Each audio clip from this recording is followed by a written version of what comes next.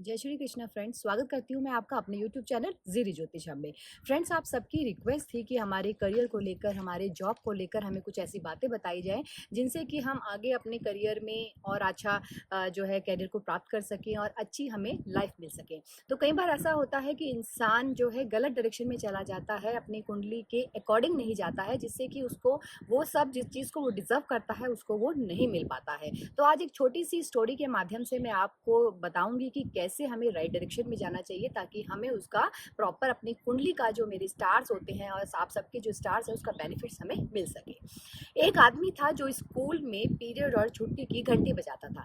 एक दिन स्कूल में नए प्रिंसिपल की नज़र उस पर गई तो उससे पूछ बैठे उसके बारे में, मतलब कि कितना आप पढ़े हो, और डिफरेंट डिफरेंट से बातें क्वेश्चंस पूछने लगे।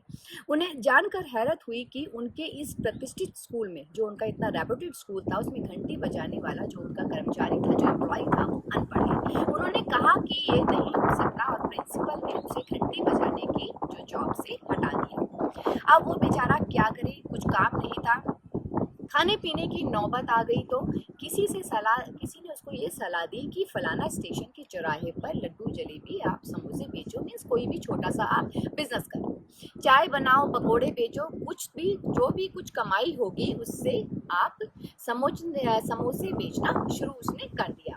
पक्का इरादा और बहुत कुछ उसने अच्छी मेहनत भी करी, दुकान उसकी अच्छी सी चल निकली। खोमचे में जो है गुमटी से उसका दुकान हुआ, फिर बाजार की सबसे फेमस दुकान उसकी बन गई। धंधा आगे बढ़ा तो परिवार को इस काम में लगाकर उसने भी और डिफरेंट डिफरेंट बिजनेस उसने आजमाने शुरू कर दिए।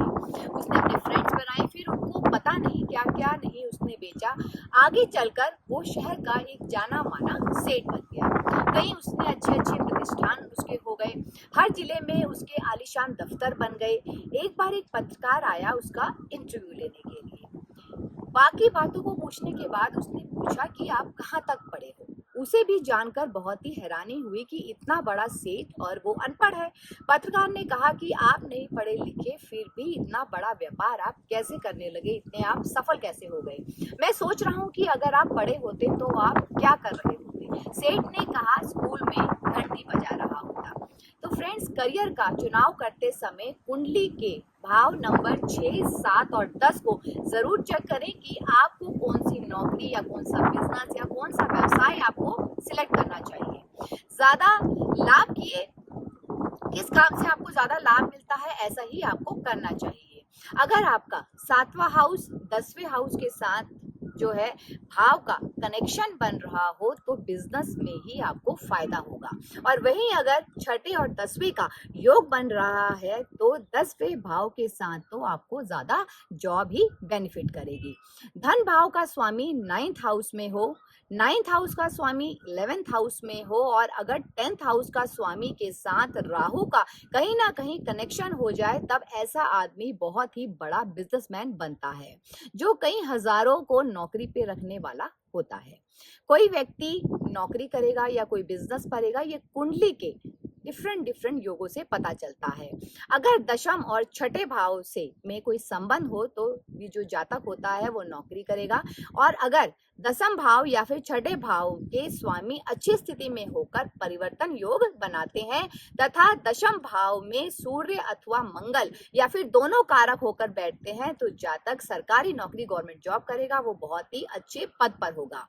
और उच्चवा बलि का जो सूर्य होता है दशम भाव में जातक को पिता और सरकार से बहुत ही ज्यादा लाभ करवाता है। दशम और नवम भाव में कोई संबंध है तो जातक को पिता से जुड़कर या फिर उनसे सलाह लेकर ही अपना कोई ना कोई कार्य करना चाहिए। बुध बलि वकारक होकर दशम भाव में हो तो जातक को सीए या फिर सीएस या फिर बैंक की नौकरी, मींस मैथ से रिलेटेड लेखन के क्षेत्र में भी वो जा सकता है। चंद्रमा उत्तम होकर दशम भाव में होगा तो वह जल या फिर एग्रीकल्चर से रिलेटेड काम करेगा। मंगल कारक उच्च होकर दसम भाव में हो तो वो ऐसा जो व्यक्ति होता है पुलिस से, आर्मी से या फिर एडमिनिस्ट्रेशन से या फिर गेम्स में या फिर बॉडी बिल्डिंग जैसा कार्य कर सकता है।